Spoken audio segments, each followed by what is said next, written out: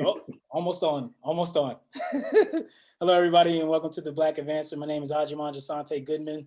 Along with me for this symposium, I have Dwayne Robbins, TJ Goodman, Maurice Franklin, Antoine Smallwood, Brandon Coney, and Jeremy Stiles.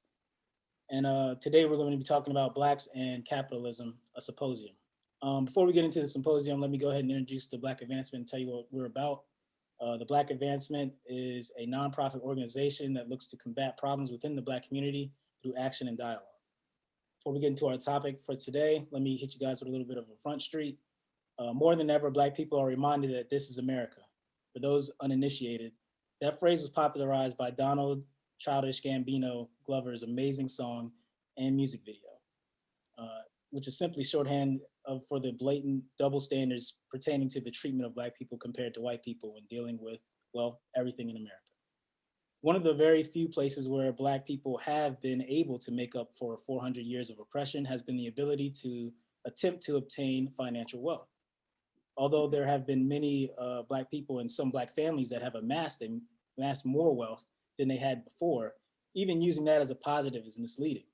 When you consider the generational wealth gap in the country, with Black families averaging nearly 10 times less than white ones, with the net worth of each averaging 171,000 in net worth as far as a typical white family, and a typical Black family averaging $17,150, according to Brookings Institute in 2016. However, the idea of the capitalist system has not only been accepted by the Black community, but wholeheartedly embraced by it as well. Despite the many ills it has seemed to bestow on our society as a whole and our community in particular. So we have set aside this time to talk about whether this system is best for our community, and if so, how can we use it to our advantage in the future? So with that said, I'll give a second if anyone wants to come off the top, and if not, I'll go into a question. All right, then, I'm loaded then, let's go.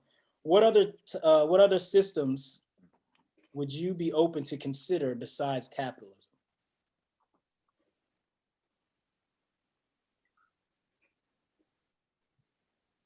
Sounds like a get you hemmed up kind of question. I'm just kidding. You got the alphabet boys listening. What's going on? You got the alphabet boys listening? No, of course not. Yeah, what do you do? Who are you communicating with? No. I mean, like, in all honesty, in America, I don't see any other system working.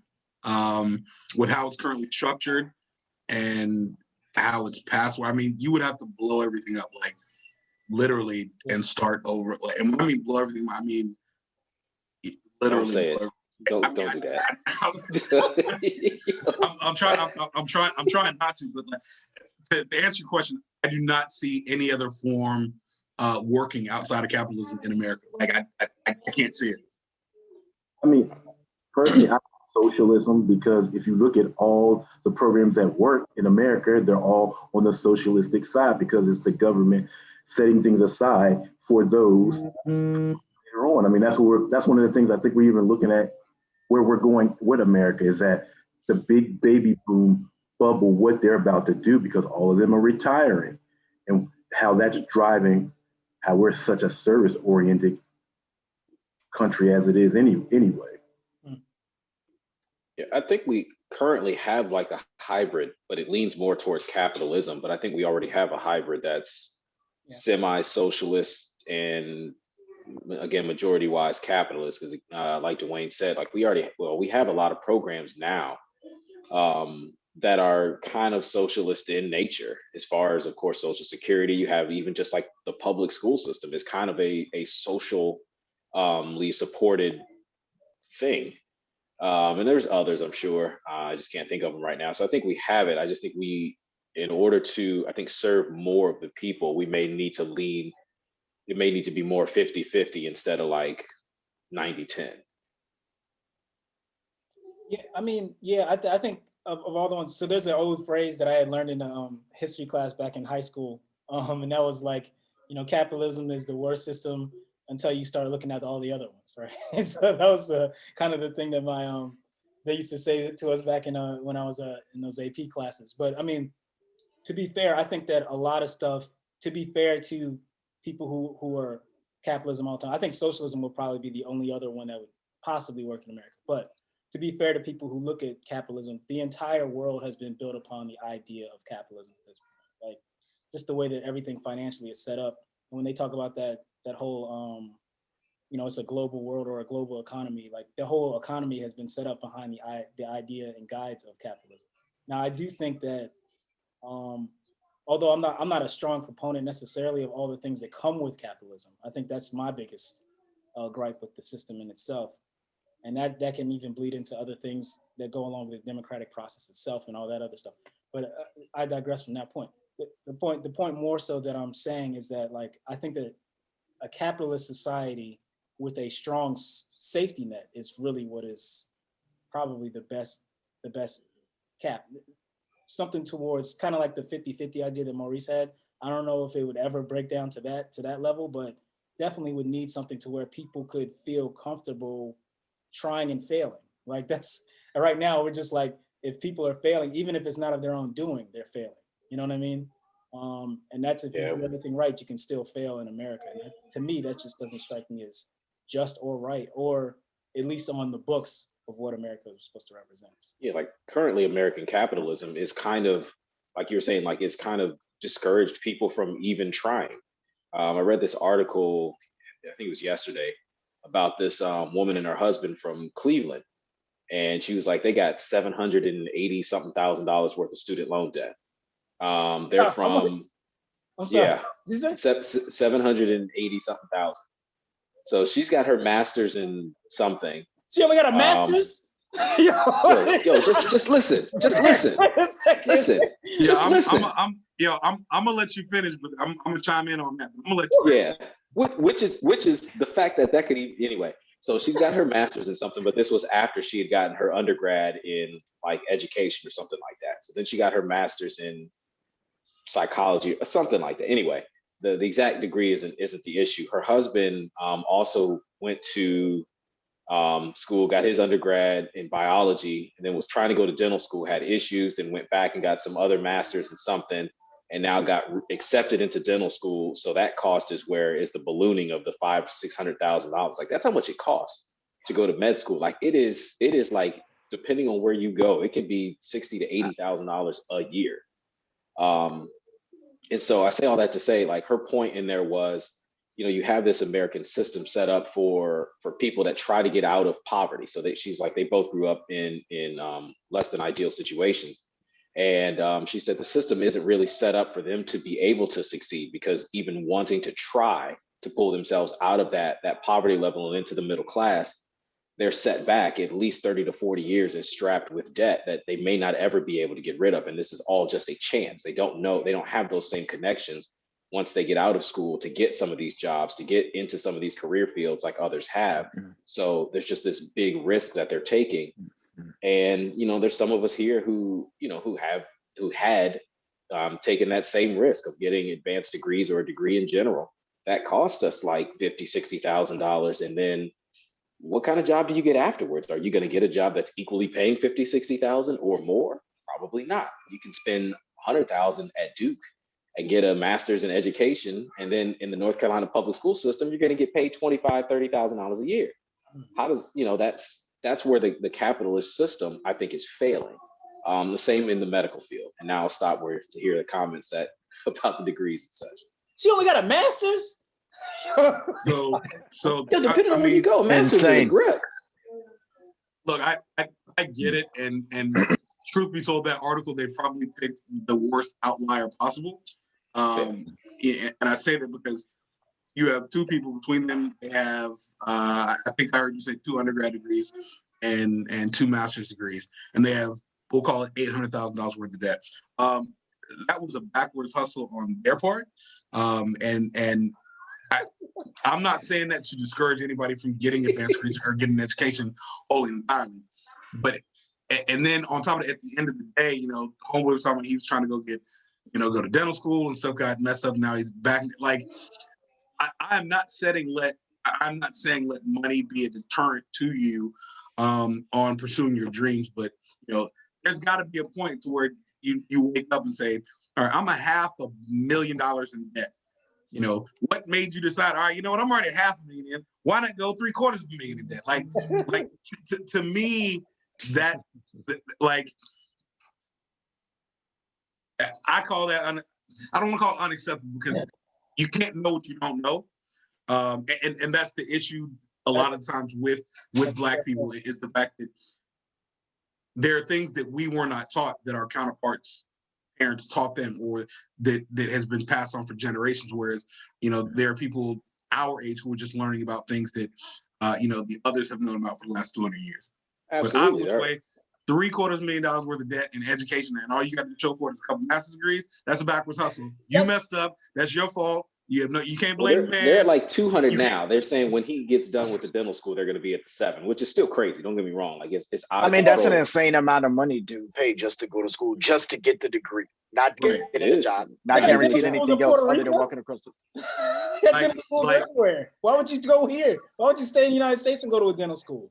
I mean, what if I don't know? I mean, I don't know what their options are, and please don't get me sitting up here defending their family decisions. You're the problem.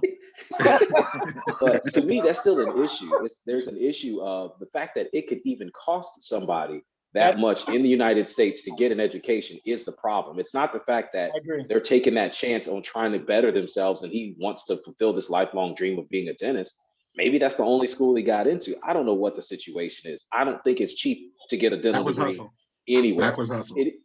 But everybody's taking a risk. And if you look at all of our parents here, well, I can't speak for Jeremy, but I'll assume, or Antoine, because I've never met Antoine's parents either. But I know the other 3 on here and myself, our parents were like, you need to go to school, you need to go to school, you need to go to school, you gotta do that to advance yourself, to get yourself in the position to be successful in the future. You have to get a degree. You got to differentiate yourself.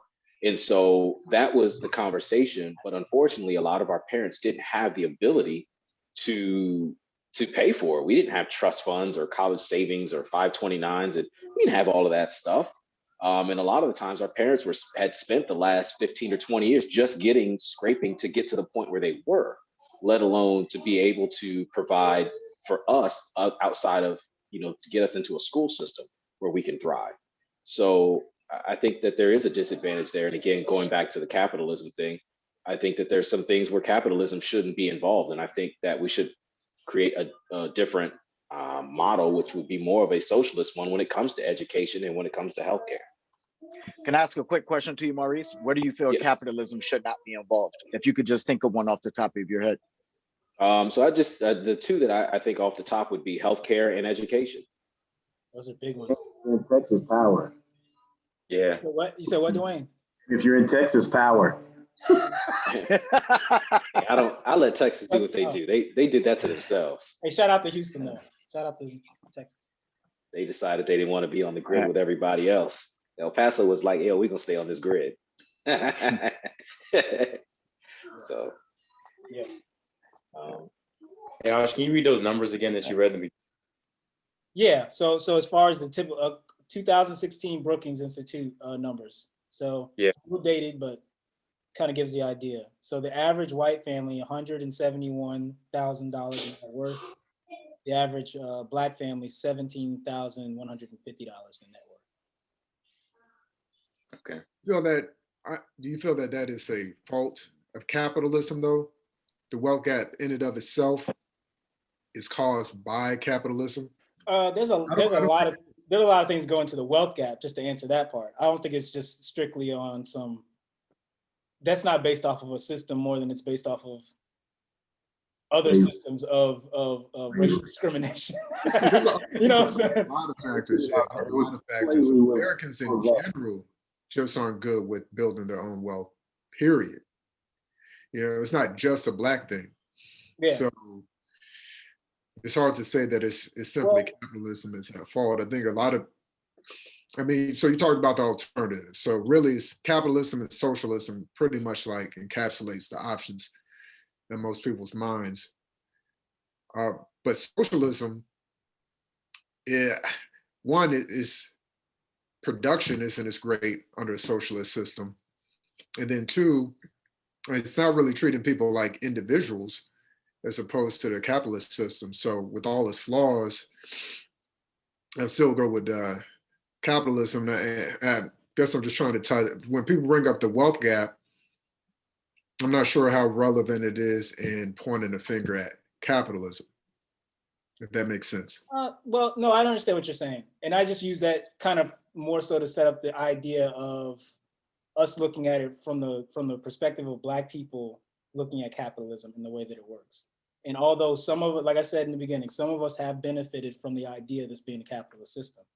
I don't know about everyone else's background, but I know my dad did a lot better than, you know, the generation before him did, right? You know, and I'm not going to do better than my dad, so we failed there. But the point is that, you know, I have quote unquote an opportunity. Now, the thing that I want to get to is like, how much of an opportunity do we really have? Like the thing that I think Maurice, the article that he was talking about, kind of pointed out some of the flaws within capitalism and the flaws within like the way that people think that the system is supposed to be fair and work.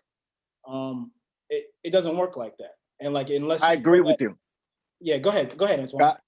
I think that capitalism is not set up and designed to be fair. And I think that's a thing that people have to understand and realize. I also, on the other hand, I agree with Brandon. I think that capitalism in the United States is probably the only thing that has worked and can work, but I think it needs a lot of tweaks in terms of future proofing. What I mean by that is there's a lot of systemic racism that goes into the way capitalism operates and works.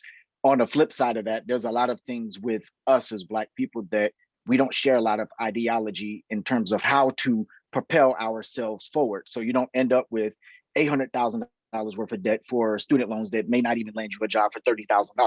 You know what I'm saying? Which that same job after 5 to 10 years, you may not even make without leaving that system or state. And who's to say you that person doesn't want to actually wants to leave there? You may not even see 50, 70, 80, 90, 100 on that, you know? So we have to find better ways to achieve the goals, find ways that have been unconventional to our parents, but that are open to us. There are different forms of education that would allow you, now something like a dental degree or what have you, sure, I get it. You know, you got to go in there and be able to, you know, you got to go to school. There's almost no way around that. But there's other ways in terms of making and paving that way. And when I think about capitalism, I think about the opportunity to create your own and kind of not just from a monetary standpoint, but creating and changing the narrative. I think for so many of our parents, it was one way because that was the only way for them. They came from a very different time than most of us have. We are in a different period of time now, and what I would say that, you know, the 2021 era where there's so many different opportunities available to us, but we have to open our mind to that and how we approach that. And I think that we have to not necessarily engage in groupthink, but you have to have the ability to say, hey, you know what, don't be afraid to step up and take a road less traveled and showcase that here's how we can all be successful going this way. And building together.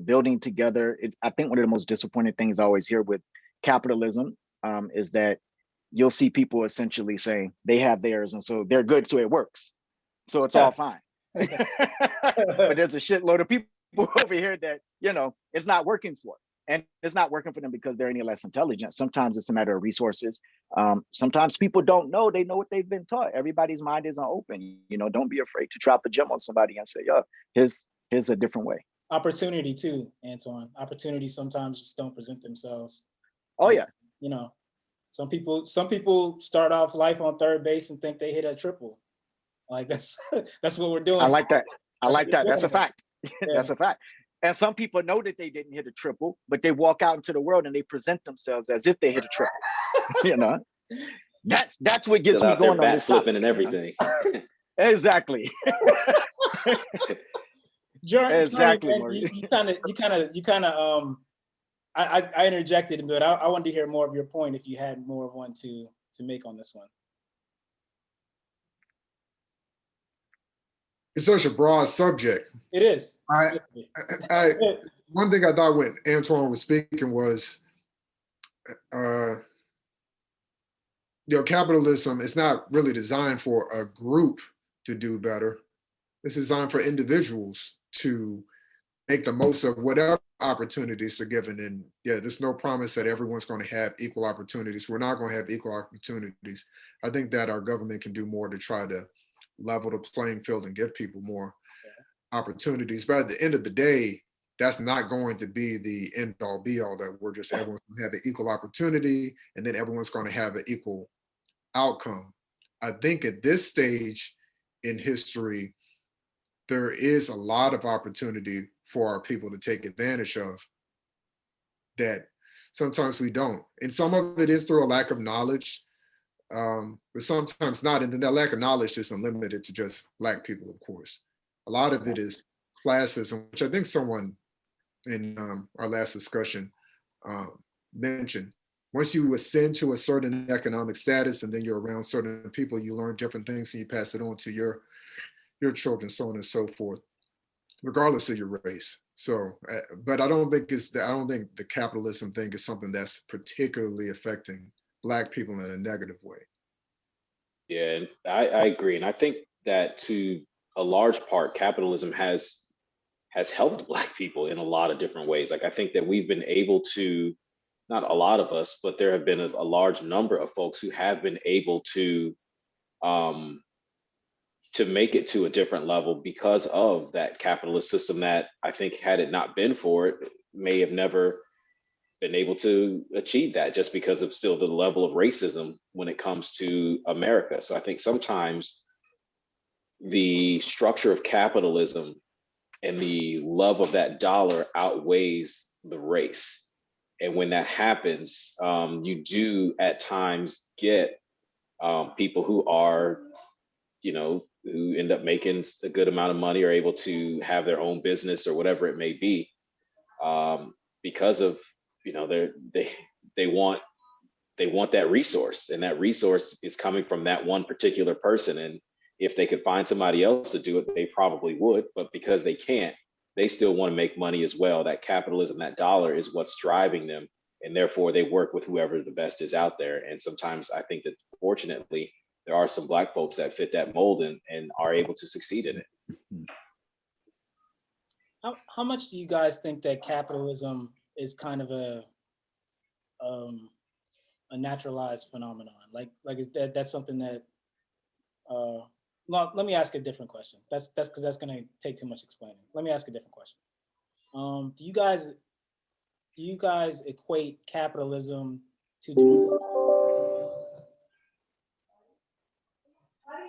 Could you hear me? Say that I know No. that. Yeah. Yeah. Do you guys equate capitalism to democracy? Like, do you think that those two things go hand in hand all the time, every time? When you think capitalism, do you think democracy? That's a tough question. I equate capitalism with liberalism, so the freedom of interaction with each other, not necessarily democracy. I mean, you could kind of have a democracy where everyone's voting on what everybody else is going to do, what they're going to create, so on and so forth, which would be a socialist type system. So capitalism and democracy don't necessarily go hand in hand, but it's probably a better combination than democracy and socialism. Yeah. Oh, hey, Greg, what's up, man? How you doing? Greg Goodman, Randy Watson, everybody. Watson. Yep. I'm not going to get into that. I can talk about that after the thing is over, as far as the second coming to America, in people's opinion.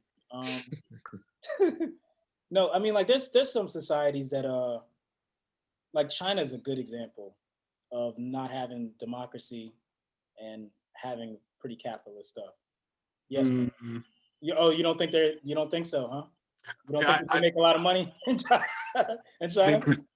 But do they make a lot of money as a result of capitalism or as a result of their form of government? Yes. No, it's a result of capitalism.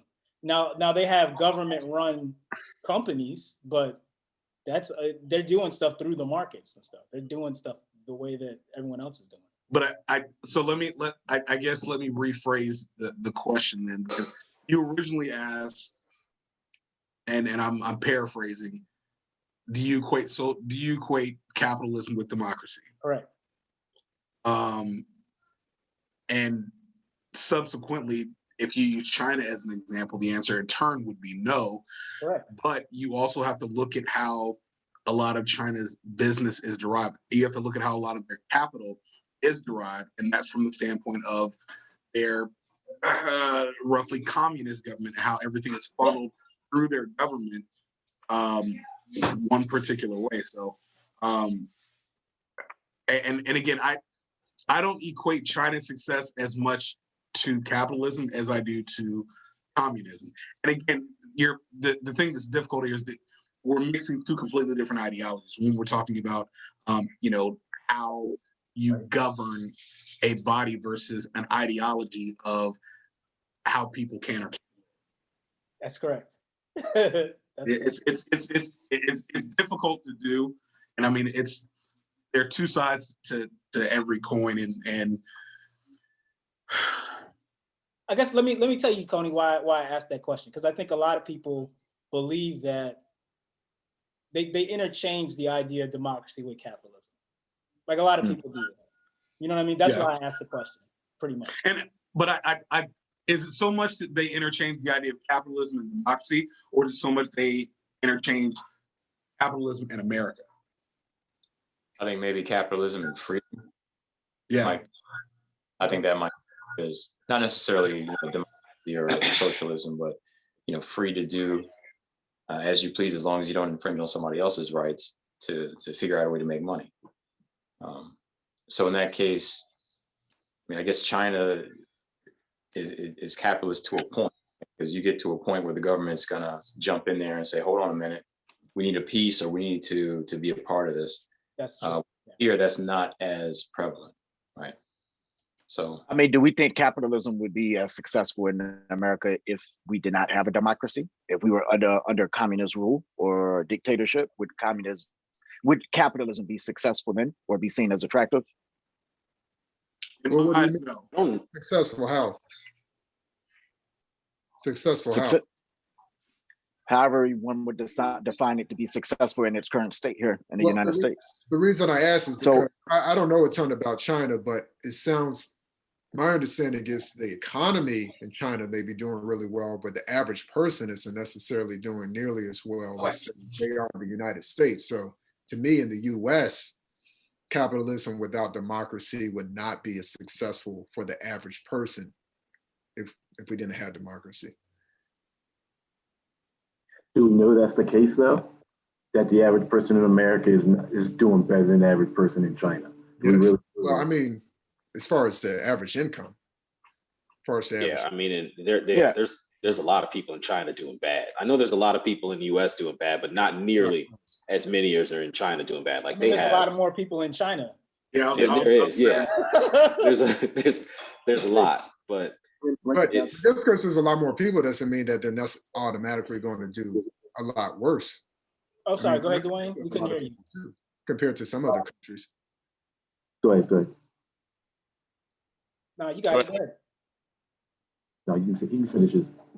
No, I was just saying, I don't think the fact that they have a lot more people necessarily means that people aren't going to do as well.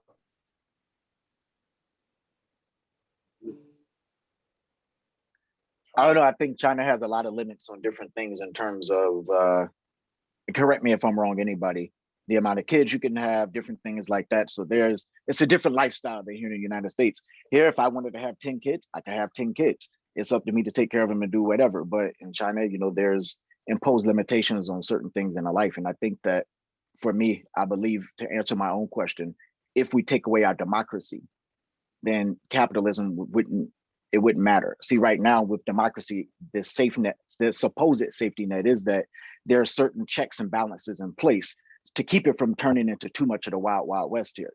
However, and that's just in front of the camera for what we can see. If you remove the democracy, the democratic process, I think that capitalism ceases to be and you go into something totally different, Again,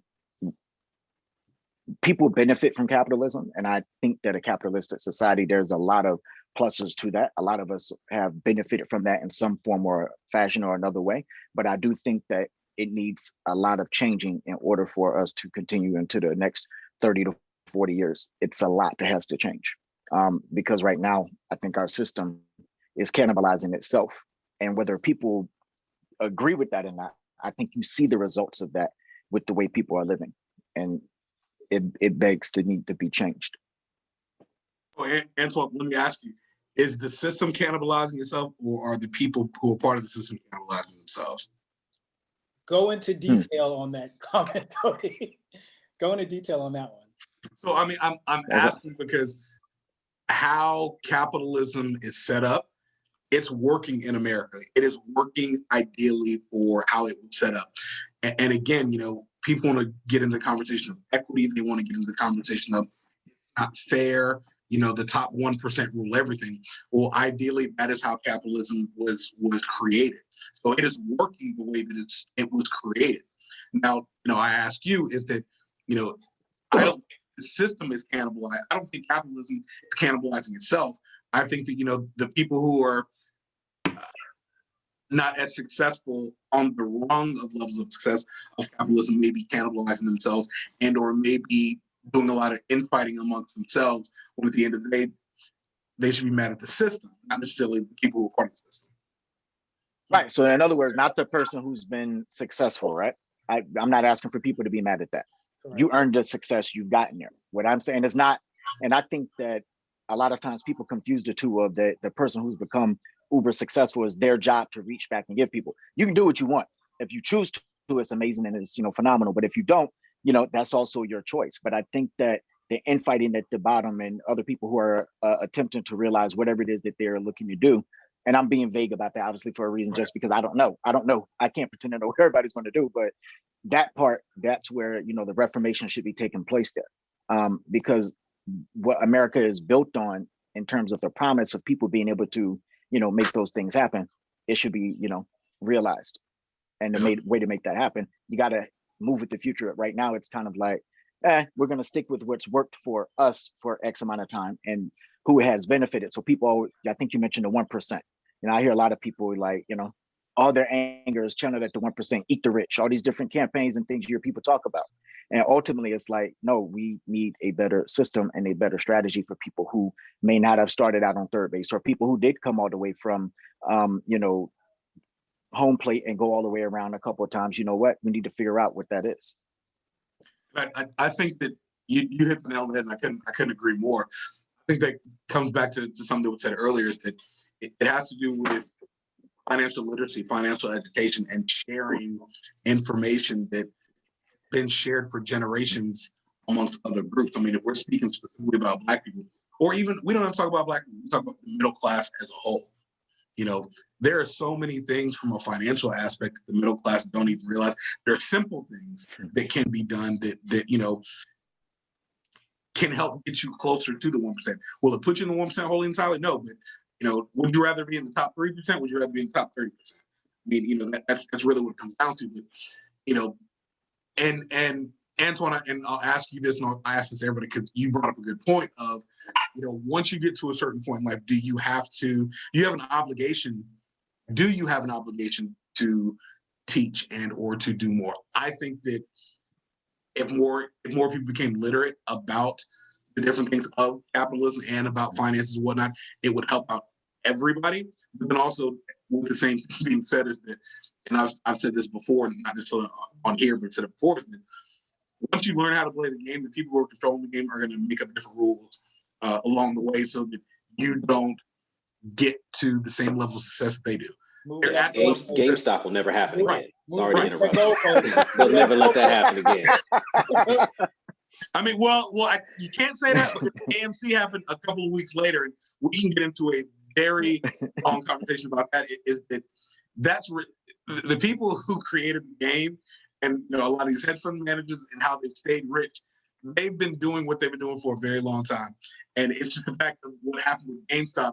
It kind of gave you a peek behind the curtains of how things go, and I think the people who got caught were more pissed off, not about the amount of money they lost, but the fact that somebody opened up the curtain a little bit to show song and dance has been going on behind the scenes. That these non-professionals were able to do that and expose them as not being as smart as they thought they were. Correct. Yeah. And that's the point that I'm making there. So you look at that. I mean, I'm very happy you brought that shit up because, like, GameStop thing, right? That whole phenomenon of, oh, behind the curtain is like, oh shit, you caught us with our pants down. Now we're gonna change the rules right in front of your face. Yep. You know, having the guy that runs Robinhood get on MSNBC telling lies. Oh, we're not doing this. Yes, you are. Now you're losing people. You're losing investors. You're losing different things like that. And it's like, wait, why change the rules? Are you changing the rules because it's designed for these people to never make any kind of come up? Because the money that they were getting, they were never going to be still at that hedge fund manager's level. You know, as you pointed out, these folks have been doing this for years. That is what the design is, though. In order to have capitalism, you have to have a lower, I'm sorry, per the definition of capitalism, you have to have a lower class society. Like there is, you can't, everybody can't be elite. That's just not the way it works. You have a bourgeois class, and then you have like a middle class, and then you have a lower socioeconomic class. That's just the way capitalism how low should is. the lowest class be? You said what? I said, how low should the lowest class be? I think it's I think that's more of a democracy and how the country's working question. You think that's more democracy? I mean, you can't put limits on, you know, what levels each class should be. That's ultimately not how capitalism works. I mean, if you were going to do that, then we would also have to call it something else. I don't know. I think. I mean, we call it feminism if you want to. You know. Thank you. Are you suggesting that like people like Bezos and all them folks, like they hit 2 or 3 billion, and it's like, okay, that's the most any one individual can have? Is that what you're kind of hinting at or alluding to in some way, or as far as limiting what people can do? No, he's talking to you, Goodman. Is he talking to me? I'm talking to whoever. Oh, okay. I thought he was talking to you because I thought you were the last person. No, I mean, like, well, let me try to do this in a circular way. So, like, I don't think there should necessarily be a cap on how much you earn. Like I've said this probably to most people on this thing. I don't think that there should be necessarily ceilings, but I do believe there should be a floor. Like I do believe that you should have the right safety nets and stuff in place for people to. You should only be allowed to fail so much, especially in a society that's this rich and this capable. Then that's not capitalism. But that's compassion. We don't have that here in America. That's right. We don't deal in compassion. But we don't do that. See, but that's what I'm getting at, right? So this is a non-compassionate system. Is that the best system for us to be? No, a system. It's not. No, nobody should be not. leaving underneath the boards and the floor. Nobody. That's just the way that it goes. That is my point. That is my point. I think that's where providing a little bit of a balance with a socialist society is where it kicks in. Like sometimes I think a lot of the difference between people being middle class and not is their education, their ability to either pay for an education or to continue to keep up with the education that they've already received, and you know, them working and being able to pay that off. And the second thing is their health. I think that's another thing where, you know, if it's costing you $40, $50 or more to go to the primary care doctor or something like that, or thousands of dollars because you happen to get sick, what do you do about like that kind of thing? Like, I think that's where the compassion has gone out the window, and I think capitalism is failing. But if you just, you know, I don't know, if you haven't, I don't want to say you haven't applied yourself to a certain level, but you know, if Hardee's is your job, you know, I don't know if I'm cool with somebody there living the same way as I am, because we're not working the same. We're not, like, our responsibilities are different. I'm not saying they don't deserve it. That's what it sounds like you're saying, Maurice. No, I'm not saying they don't. That's exactly what you're saying. That's exactly what it sounds like you're saying. Hey, these Hardee's cats, man. These Hardee's cats crack. So if you're listen to what I'm saying. If you're a heart surgeon, and you're a person who's working, you know, fast food or whatever the case may be, I'm just using fast food as an example. Yeah, sure. I don't think that because of the different levels of, like, not necessarily work, but work, education, time spent into getting to that level of being able to do a surgery of that magnitude or something like that, I think that affords you a certain level. Now, but there should, like you said, be a floor. That person that works at Hardee's should not be subjected to be working poor. Like, to me, that's ridiculous too. But I don't think the two, that's what it is. That's where I'm saying, like, I don't think that the jobs are the same, and so that they should be living the same. But I also don't believe that that person who's not working a specific skill set at job deserves to be poor. That's you have a floor. What I'm saying. So you have a floor. Yeah. So that was my statement. I didn't make. Are you saying there shouldn't be any poor people then? I'm not saying that. I'm not saying that at all. Like, because people, you're always going to have somebody who's considered poor compared to somebody else. So I'm not saying that. I'm just saying that if someone gets a job at Hardee's, they shouldn't be poor, right? Or am I? Poor as in they can't afford a place to live. Poor as in they can't afford food. Poor as in they can't afford healthcare. Those things are what makes a person, in my opinion, unexcusably poor in the United States, because we have enough resources to cover that kind of stuff. Now, if you can't live in a $1 million home, okay, that's cool. I'm not saying you need that, but you do deserve a place to live with running water, with food and access to healthcare. Like, those things you should be allowed to have. Go ahead, Greg. I'm sorry. If you live in this country, this is the way I feel about it. If you live in this country and you're working 40 hours a week, then you should not be on struggle mode. I'm not saying you should, there's no way you can compare someone working the register at the Piggly Wiggly to an actual surgeon. You know what I'm saying? I'm not saying they deserve the same. What I'm saying is the guy at the register at the Piggly Wiggly should not be having to sell drugs on the side to keep his lights on. That's 100%. 100%.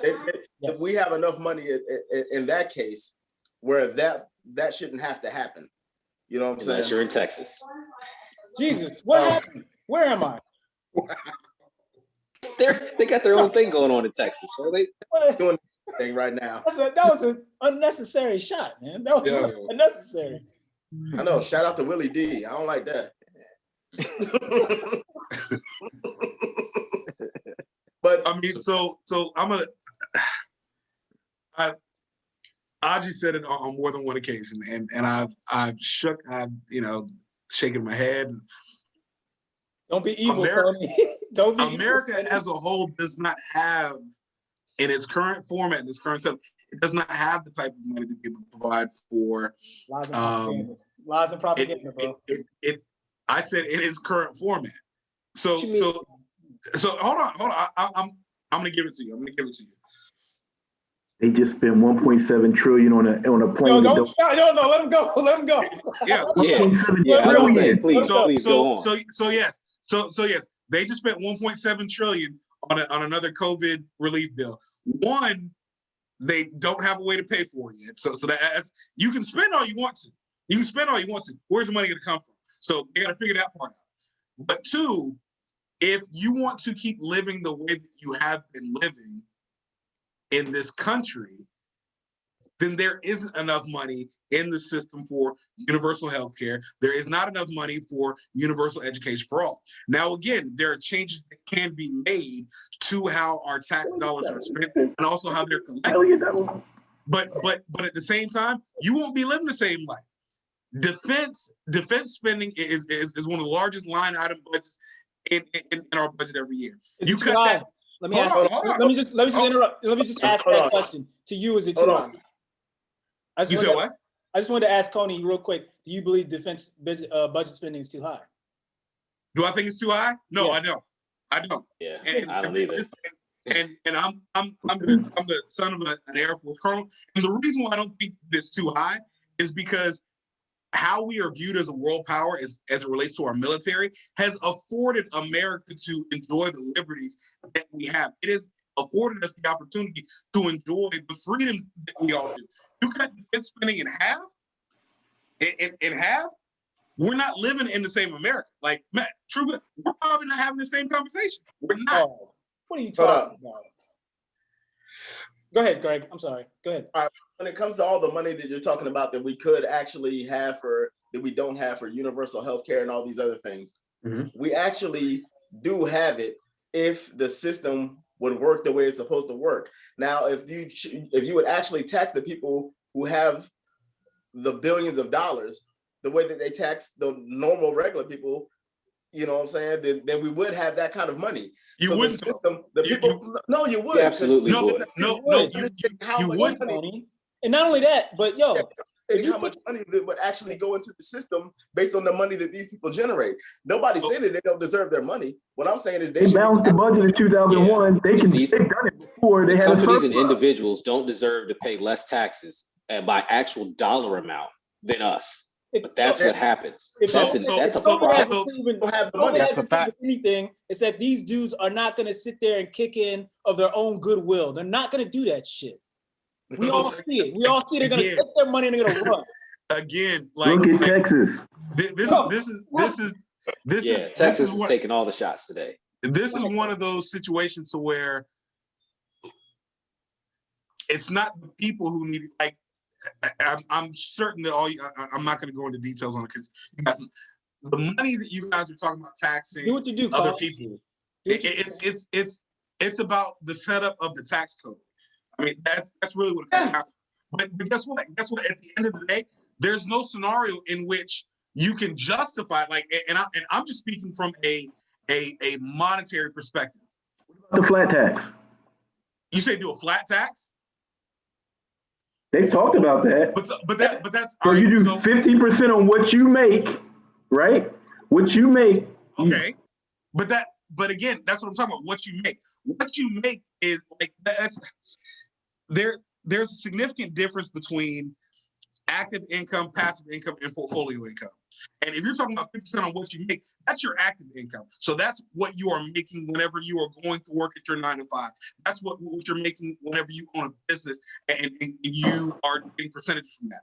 That's your active income. So you want to do a flat tax on active income? Not a problem. That's not going to solve the problem because your majority of your rich people, your uber rich, your 1%, they don't make the majority of their money from active income. So then I think that's what Aji is saying. Then you have to and from passive income. And with the way things are set up, you can't, like, ultimately it's double and triple taxation. So if you want to say, fine, we're going to do a flat tax on your active income, and we're going to do a flat tax on your portfolio income, and we're going to do a flat tax on your passive income, you are double and triple taxing people. And that's not a flat tax. Double and triple and taxing people? That's taxing people. No.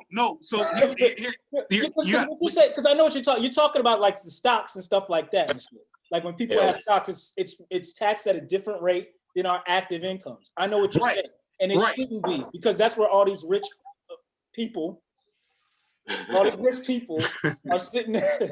Are skating by, right? That's where their tax levels are getting way up high, and that way they can make all the, like, Bezos is not going to get taxed like that because all of his taxes are in his stocks. His income is like 40,000 or 50,000 a year, but he gets all his salary in like stock options, right? Which is that's exactly correct. But that's still the premise of what I'm talking about being taxed on multiple different levels. But it's still one individual, is what I'm saying. Like that's still that person's money. So therefore, if they're taxed that way, it's taxed the same way all across. You know what I'm saying? Like that's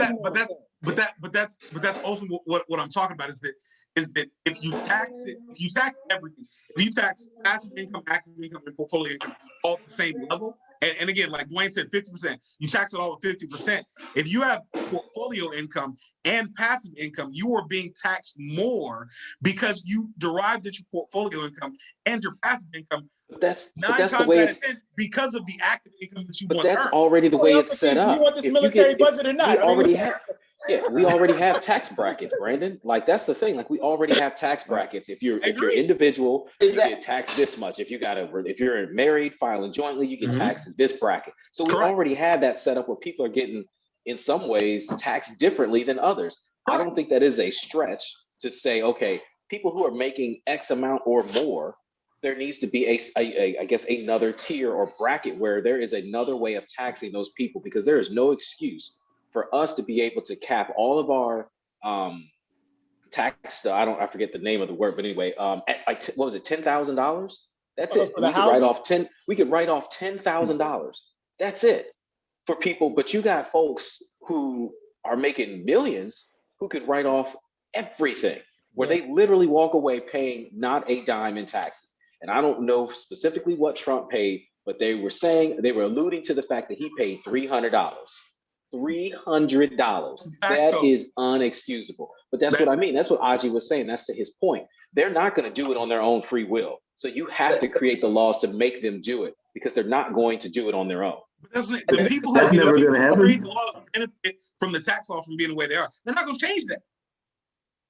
And you know why they're not? Until you do term limits, and stop giving those people pensions and everything who go, because I mean, you should be going to serve your government people, not going to rob and pillage. And that's what those people do when they go down there. That's why you guys see so many people leave both of the parties now, because they're just tired of watching that go down, watching them just rape and pillage. I mean, those guys take vacations. They got 100% full health care. That's what they get for all their damn lives. And a regular American can't get it? How can you tell a regular American that? How do you tell them that? You can't give it to me, but you can have it and you're running the show? I mean, this place is a joke. It's a farce. And everybody's starting to see that, and it's crumbling because of that. I mean, hopefully we're going to get together as just people in general and ask them and get them to stop doing these things and make them do the things we need them to do. Because if not, man, this thing's going to fall down on top of us who go to work every day hoping that these people are going to get it right, but they're not. Okay. Sorry. And the reason why things don't change is because of the power the money wills. That's why there's these things called lobbyists. Now, they're not giving out this money just because they believe in a certain thing. Right. They're giving out this money to ensure that they get to keep their money. Right.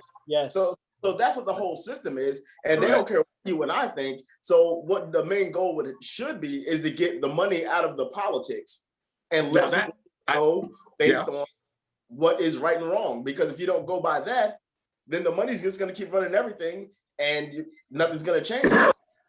So like I said, I don't blame those guys for doing what they're doing. If I had a couple $1 billion, I can't guarantee you that I'd be on y'all side right now. That's what absolute power corrupts. Absolutely. Cut his mic, yo. Cut his mic, man. Yo, no, that's real talking. I respect. It's 100% wrong what they're doing. And they have the money and the power to will this. Correct. And that's why they're not going to give away any secrets. All these things all these pie in the sky ideas would never work. Right. because the money is I don't agree with the idea of stuff being pie in the sky. I don't. What's the word I'm looking for? I just don't believe it. You don't have to agree with something for it not to be reality. What I'm saying, that's hilarious. What I'm saying is that what I'm saying. What does that whole thing mean? There have been people who have always said this will not happen, and when enough people say the hell it won't, it will. It does. So I don't want to sit here and hear people say, "Oh, well, it's a pie in the sky for us to be able to do this. Oh, we'll never be able to do that." That's hogwash. That's crap. It's okay. Crap.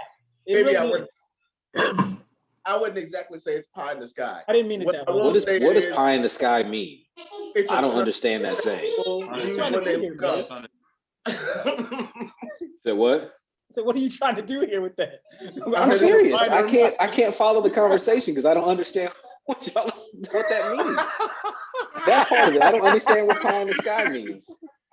I'm serious. Come on, man. I'm serious. It's highly look at pie in the sky. It's an idiom for something that's impossible, like something that is highly unlikely to happen. Okay, I got you. I still don't fully understand it, but okay, I can grasp it enough. Reese, I got it for you. You believe that at some point or another, Aji Asante Goodman is actually going to be a good person. Jesus. That would be a pie in the sky analogy. Christ. Wow. What the hell? What the? I think disrespectful would be more. Did I turn into Texas? That happened? All right. No Reggie slander on There'll be no slander of Aji Goodman on this. Go. Never mind. I'm sorry. I apologize. Yeah. Sorry for that. No, you're fine. I'm not, but let's continue. Go ahead, TJ. You about to say something? The question. So you had mentioned safety nets before, which I think you and I have had those conversations in the past. We see things very similarly on that. And just now, the conversation was about pie. Mostly about pie. Yeah, well, that's true. It was about pie. But about changing the structure so that everybody is treated the same.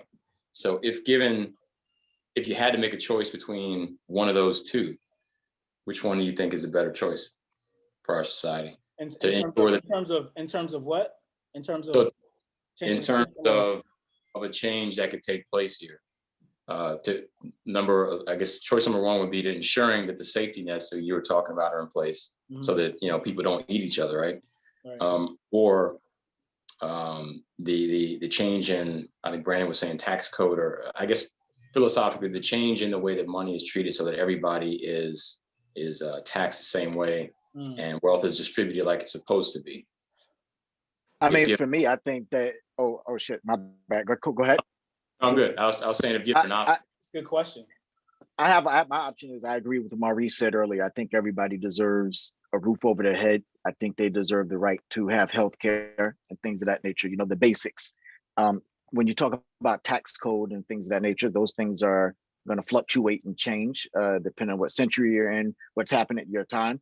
And I think money, because whether people choose to acknowledge it or not, money is man-made. It's an idea. And so it's been created into a system. And so that's something that can always, become altered and what have you. I think what's going to happen is if you give people a floor, right, and stop having them living the way they're living now, that they might actually stop asking questions and start making statements, because then they can actually think for a second and say, wow, you know what? Maybe I can do X, Y, and Z. And you know what? Hey, let's get together and let's start doing this. And those same people who are struggling now to keep their head above water, and their kids and their family, and they become in poor health, and then, they got 800 grand worth of debt or whatever, even though, and I agree with Brandon, that was hustling backwards like shit. But guess what? They'll see a different way, and I think that is the fear, which is why you don't see a floor. You'd see people, they don't give a damn if they live, survive, die, or whatever. It's just like, I got mine, I'm cool. So I think for me personally, I would absolutely want to see a floor before I see any change in the tax code. Taxes can come and go, but I'd rather see people surviving at minimum. So there was this, there's this mayor, and he's a younger Black man who's the mayor of, I forget the town or the city in California, Stockton, yeah. So he decided to more or less supplement the income to make more or less a livable wage for everybody in their community. And he said the responses that they've gotten and the evidence that they got back from what they did, they were like, people didn't just throw away the money and go to do stupid stuff with it. They actually bought groceries, were able to pay certain bills that they wanted to, and then able to do things just as small as taking their kids out for ice cream or something like very small that helped them just as parents feel like a parent, like, hey, this is great. I'm able to take my kid to go get ice cream instead of like, nah, always saying no. So he was saying what people assumed that folks that don't always have a lot of money are going to do when they do come into money. He said it was completely false as far as the evidence that they got from his constituents. That reminds me of actually a story about like Austin, Texas, a long time ago. It was like when it was the murder capital. And they had brought in a mayor, did the same thing. Basically, what he did was he took all the places that were government housing, and he like had them redone on the outside. So he gave them gardens, gave them playground. They redid all this, and just from doing that, it made people take more pride in the stuff that they had, and crime dropped, and this dropped. I mean, I'm not going to get into that because that's not necessarily the same as talking about capitalism. So I'm going to walk away from that. Greg, you had your. I think it kind of relates, but go ahead. Yeah, I'll go ahead. I'll go off of that. Greg, what were you gonna say? I don't remember. All right, and now we're back. So, this has been an awesome conversation. I don't necessarily want to cut it short, but we are coming close on time, and we can talk more offline if we want to, unless someone else has something explosive. But I was gonna do the one time round the table kind of thing as far as what people think ultimately as far as what we should look forward to as what we should try to do as a community to thrive within capitalism, and or what should we try to change to make capitalism work better for us. So I'll go around it from my left on my screen around. So that starts with Dwayne. Dwayne, go ahead. Man, I could barely hear anything that you said. So could you kind of repeat what you were asking? Because I don't know why it was just real hard to hear you on that. So Is that everybody or just Dwayne? I can hear you all right. I hear you. I heard you.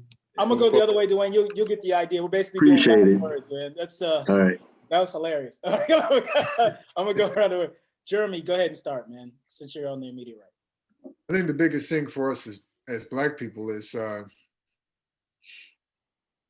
within capitalism is really to continue to do things to make us more competitive in this system. So if that means better education, better schools, being better with our finances, things that we're learning about that.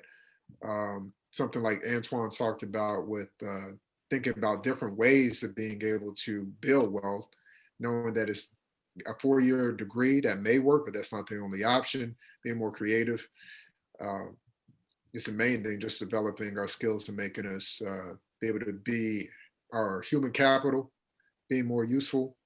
And then that should allow us to gain more physical assets and capital in order to continue to benefit ourselves and our community. Coney, you're next. I agree with everything that Jeremy said. Financial literacy, taking what you know, passing it along to others, whether that be, your friends, your family members, your offspring, so future generations know how to play the game. I mean, knowing how to play the game and being allowed in the game are two different things. You can be allowed in the game every day of the week, but if you don't know how to play it, then you're gonna lose. You're gonna lose every time. So financial literacy, knowing what and how to play the game will make a world of difference. I've said it beforehand, is that at the end of the day, if you don't know how to make money outside of active income, which is working a 9 to 5, you're going to forever be in a rat race. You're going to forever be in your 9 to 5 until the day that you die. Having and finding and knowing how to do and make other income streams to create wealth, to create assets. And again, there's just between rich and wealthy. A lot of people are rich, not very many people are wealthy. I'd rather be wealthy. In order to do that, you need passive income, portfolio income, and active income in order to do it. Antoine. Yeah, I agree. I think financial literacy is huge. I think something else that's bigger than that is teaching people how to live life. Like we talk about capitalism and different things as an ideal.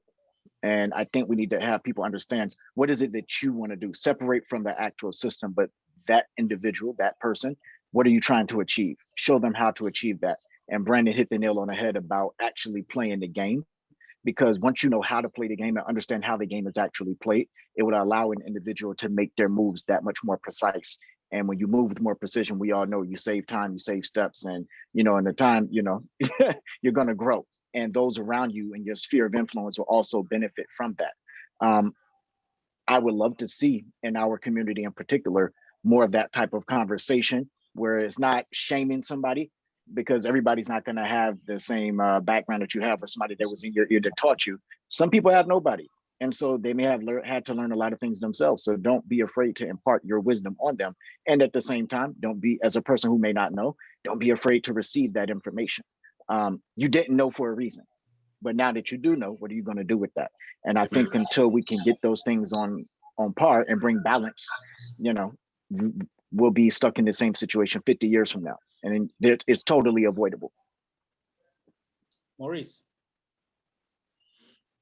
Absolutely. Financial literacy is a big thing. I think also understanding the different players that are on the board when it comes to capitalism. I think we need to teach our community that there's more ways to engage ourselves in the capitalist game than drugs, sports, music, law, and medicine. I think in our community, those are like the big things. I would almost say the big 5 that either our parents are pushing us to, be a lawyer, be a doctor, do something like that. And then other folks are like, be a rapper, be an athlete, or sell drugs. That's kind of like the collection. And I'm sure there's more, but I'm saying it just as kind of a majority. That's where we push our understanding of capitalism. And I think teaching folks that there are multiple ways, millions of different ways to engage in this capitalist game that it doesn't have to be just those 5 things. Like Brandon said earlier, like you can't, some people, going into med school or law school isn't an option for them because that's hustling backwards. And then other people, of course, you shouldn't take those other risks of other parts of the game, and the game, the amount of people that can get into it is small, and not everybody's going to make it into that. So you have to find your way. There are so many hustles out there. People are making a living off of podcasts. People are making a living off of writing, writing scripts for TV shows and movies. There's just so many different avenues. I think that's what we really need to teach folks, is how to get engaged in their own way in the capitalist environment. TJ. I mean, who can argue with that, right? Financial literacy through education. I'm all for that. Those numbers that you read at the beginning, they bother me, man. That's such a huge gap. And when you're struggling, well, I'll say this, the key to financial freedom is the one thing that you don't have when you're struggling, and that's time, right? Putting your money away and letting time build your money up.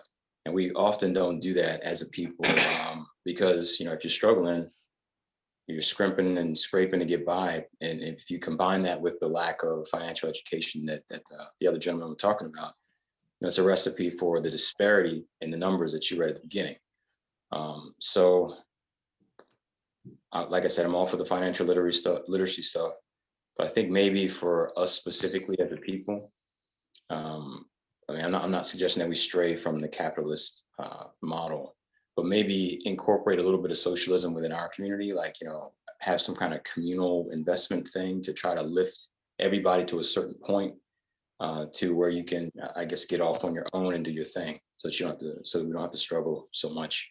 I'd like to see something like that. Right. Well, I agree with everybody else across the board with financial literacy, but financial literacy combined with ownership, that's where you start to find your real money. So what we need to do is learn financial literacy, and we need to learn how to own our own creations. There's been so many things that we've created that we have gotten shafted on because we don't own it. Somebody else is taking our ideas and patenting them. So what we need to do and learn from this point on is understand how money works and the way money works, come up with our own creative ideas and own our ideas. And once we own our ideas, that's when we can build. Even if someone wants to buy out, get your idea after that, they're gonna have to pay for your idea. So ownership is the key on how to get real money. Ownership and understanding the money that you can make from that ownership. And I think that's what we need to focus on. Dwayne. I mean, just the consistent thing, I think it's just education at this point. I mean, how you educate yourself to put yourself in a position to be in that position to do that, make that move that gets you that generational wealth that can set you and your family. I mean, I think that's what we're all striving to do, whether it's through business or whatever. So just being able to put yourself in a position to allow yourself to educate yourself so you can try to do that. I mean, you gotta put yourself, be in circles that you might not necessarily be in sometimes, so you can learn those different types of things. So, and that's what I would say. But I mean, I think in the long run, we just like just to be treated, the system to be fair, and then the rules not to be changed. Because to me, if I know what the rules are, I think I can navigate pretty well. But it's just, man, that rule change that happens all the damn time, man. There's a lot of anger in that last part. It's like, damn. For real. And it's righteous rage though. It's righteous. Mm-hmm. So I like going last because I got to hear all the smart people go first and take all their ideas. Yes, financial literacy. Yes, I'll pretend like that's my idea as well. But instead of talking about maybe me personally, I can go to actually what Black Advancement has done in the past in terms of financial literacy. So one of the solutions that we have, like I said in the beginning, we're a solutions-based organization. And one of the solutions that we did come up with that has been relatively successful has been the Credit Commandments initiative that we do. It's a booklet that's both soft copy and hard copy, meaning that we both have physical copies if you want one, or you can just go online and look at it at our website. It kind of just gives you tips and stuff to get you out of debt or keep you out of debt, or good strategies of how to have your money continue to grow or have your money be sustainable for you to be able to go forward. So that's something that I'll push for the final thing for this. I'd like to thank everybody for coming out. This was a fantastic discussion that I'm sure we're gonna continue on after we stop recording. Like to shout out Hampton University, like to shout out all of you brothers. Is there any other shout outs that need to be, you know what? No one else needs to be shouted out. We all know what it is. Coney gets it. Maurice gets it. Dwayne gets it. Antoine gets it. I'm sorry, Jeremy. I apologize. All right. Thank you.